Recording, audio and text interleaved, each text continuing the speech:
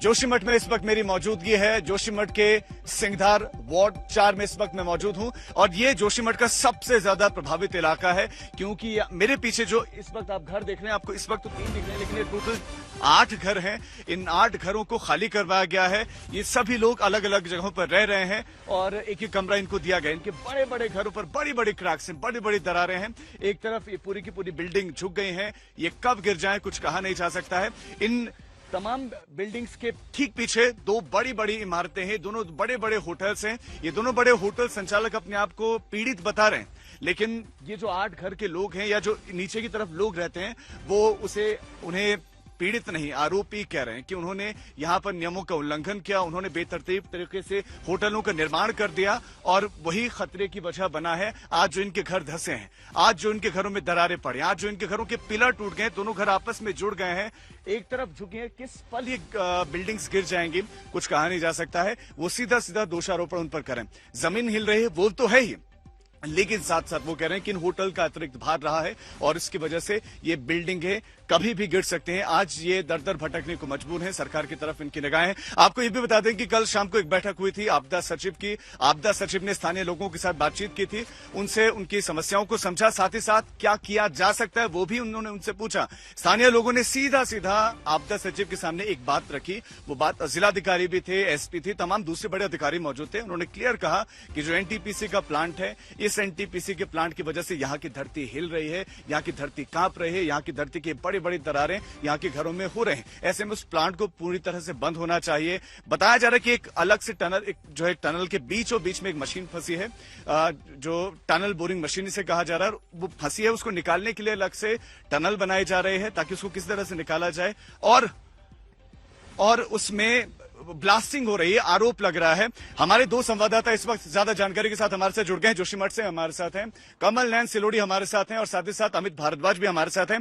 सबसे पहले कमल, आपके पास आते हुए पहले तो सीधा आप तस्वीरें दिखाएं, जोशीमठ की वेदना, वहां की पीड़ा आप दिखाएं, और साथ साथ मैं अभी इस वक्त आपको ये बता दूं कि हलचल बहुत ज्यादा है। मैं हेलीकॉप्टर की मूवमेंट भी देख पा रहा हूं इस वक्त। मुख्यमंत्री को भी अब से कुछ देर बाद पहुंचना है और ये मूवमेंट शुरू हो गई, हेलीकॉप्टर्स का पहुंचना शुरू हो गया है।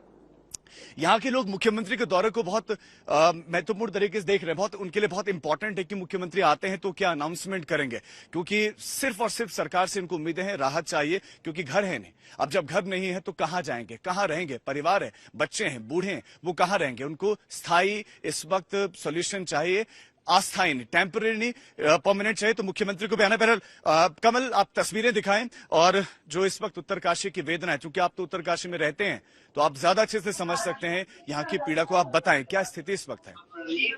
जी राजीव, यहाँ पे मैं मनोहर बाग में हूँ। यहाँ की तस्वीरें देख सकते हैं, मकान लगातार धंस रहे हैं और आज खुद गढ़वाल कमिश्नर ने भी माना है कि मनोहर बाग में लगातार दरारें बढ़ती जा रही है। यहाँ लोगों ने घर छोड़ दिया है और रोते हुए ये लोग अभी आज मुख्यमंत्री जी पहुंच चुके हैं आर्मी हेलीपैड में, और अब इन लोगों की उनसे ही यहाँ पे उम्मीद दिखाई दे रही है, क्योंकि यहाँ पे हर घर फटा हुआ है, मकान छोड़ चुके हैं, लेंटर पूरा टेढ़ा हो चुका है, ये घर पूरा ढहने को है, अब यहाँ रहने लायक नहीं है। अंदर जाओ तो एकदम फिसल पट्टी जैसा यहाँ पे माहौल बना हुआ है। ऐसे हाल है, यहाँ पे उतरने का वो दिखाई नहीं दे रहा है। हर किसी की यहाँ पे इस समय बुरे मकानों के हाल बुरे हो चुके हैं। मकान देख के लग नहीं रहा है कि ये मकान है, क्योंकि इस पे कैसे रहे। ऐसे में लोग अब यहाँ से छोड़ के जाने को मजबूर हो रहे हैं। हालांकि प्रशासन ने इनकी इस समय व्यवस्था की हुई है, नगर पालिका, गुरुद्वारा और अन्य जगहों पे जहाँ पे इस समय पे लोगों को रहना पड़ रहा है। अब मुख्यमंत्री पहुंच चुके हैं तो देखते हैं क्या उम्मीदें इनकी बढ़ती है, क्या मुख्यमंत्री जी इनके लिए करते हैं। जी राजीव, ठीक है, आप हमारे साथ बने रहे। कमल, मैं आपके पास लौटता हूं। बिल्कुल प्रशासन ने व्यवस्थाएं की हैं, इसमें कोई शक नहीं है। 3 अलग अलग जगहों पर लोगों के ठहरने की व्यवस्था की गई है, जिसमें गुरुद्वारा प्रबंधन पूरी मेहनत कर रहा है। गुरुद्वारे में व्यवस्था की गई, नगर पालिका का कार्यालय है, वहां पर रुकने की व्यवस्था है, स्कूल में व्यवस्था है। हमारे साथ हमारे संवाददाता अमित भारद्वाज भी हैं। अमित, आप भी लगातार देख रहे हैं यहाँ पर क्या स्थितियां हैं, लोग क्या कह रहे हैं, दोषारोपण किसके ऊपर है, किसकी वजह से? इसे प्राकृतिक माना जा रहा है या दूसरे फैक्टर्स इसके पीछे हैं जो जमीन दरक रही है? राजीव, देखिए, कई तरह की ओपिनियन है इस वक्त, लेकिन आम लोगों के लिए जिनके घरों में दरारें आई और उसके बाद सड़कों पे दरारें दिखी उनको, और फिर दोनों ही दरारें चौड़ी हो गई, तो जो जोशीमठ के लोग हैं, आम लोग, स्थानीय लोग हैं, वो ये कह रहे हैं कि एनटीपीसी का एक प्रोजेक्ट है यहाँ पे, उसी प्रोजेक्ट की वजह से सारा का सारा ये हंगामा, ये क्राइसिस यहाँ पे खड़ा हुआ है।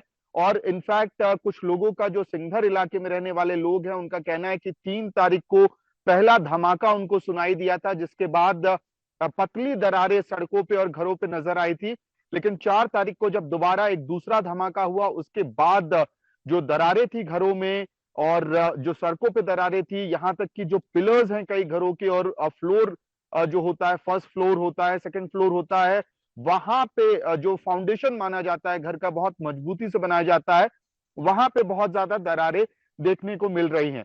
इस वक्त राजीव एक चीज और ध्यान देने की है कि देखिए, उत्तराखंड आस्था की भूमि है, देव की भूमि है, और उसमें भी जोशीमठ एक आखिरी टाउन माना जाता है बद्रीनाथ श्राइन तक जाने के लिए, बद्री विशाल तक जाने के लिए, और साथ ही हेमकुंड साहिब तक जाने के लिए।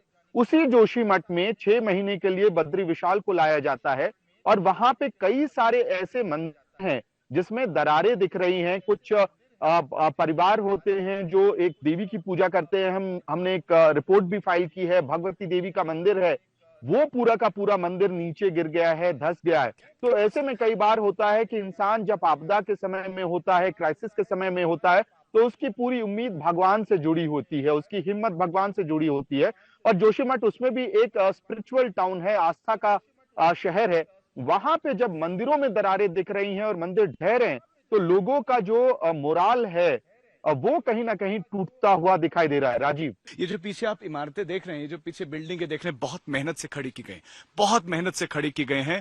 खून पसीना लगता है, बहुत मेहनत लगती है, तब जाकर ये इमारतें खड़ी होती हैं।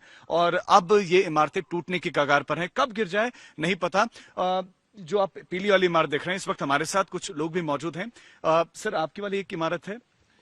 ये हमारी जो है ये मकाने बना रखी सर। हमने 15 साल की उम्र से हमने व्यवसाय किया है, और हमने कैसे कैसे के मन मार मार के घर को बनाया है। अभी बैंक का लोन भी है। प्रशासन जोशीमठ सबसे पहले जो है इन 5 घर को खाली करा दिया गया है। अब 5 घर खाली करने के बाद जो है अब फिर 10-12 घर और, क्योंकि इमारत इस तरह से धंसेगी, जब जो दरारें पड़ रखी है वो, अगर वो दरारें जैसे धीरे धीरे खुल रही हो, अगर वो इमारतें, इसके सिर्फ नगर पालिका ने 3 मंजिल की परमिशन दे रखी इन लोगों के लिए। नगर पालिका ने साफ फाइल दे दी है शासन प्रशासन को। 1 महीने से शासन प्रशासन भी घूम रहे, मगर शासन प्रशासन कुछ नहीं कहा। हमने यही कहा भाई जो लीगल है उसको रहने दो, जो अनलीगल है उसको तोड़ दिया जाए। हम लोगों का घर छोड़ने का मेन कारण प्रशासन, तहसील, उन्होंने ये कहा कि भाई इस यहाँ तुमको रातों रात 3 तारीख रात को जब ये धमाका हुआ तो 4 तारीख को सारे किराएदार खाली कराए। जो किराएदार की हमारी रोजी रोटी थी, हम अपने बच्चों को पढ़ाते थे और हमारे व्यवसाय ये था। अभी बैंक का लोन भी हमारे पास, बैंक का लोन भी मेरे पास, अभी बैंक का लोन भी है। और समस्या इस इमारत में जो होटल मांडवी और होटल एलिफेंट, ये दोनों जो है, ये मलालिन होटल, इन दोनों ने बहुत दहशत कर किया है। और सबसे पहले प्रशासन ने हम ही को खाली कराया कि यहाँ से तुमको नहीं रहना है। 11 साढ़े 11 बजे रात को जो है तहसीलदार साहब भी आए कि यहाँ रह रहे हैं नहीं रह रहे। हम प्रेमा देवी का घर उस पर आए थे, हम वहाँ गुरुद्वारे में कमरा मिला था, हम उस दिन सामान सेट कर रहे थे, इसलिए हम वहाँ मिले नहीं। इसलिए प्रशासन यहाँ आया था। तो फिर फोन करके हमने कहा भाई हम फलानी जगह पर आज जो है रिश्तेदार क्या है, कल से सामान को इकट्ठा करेंगे।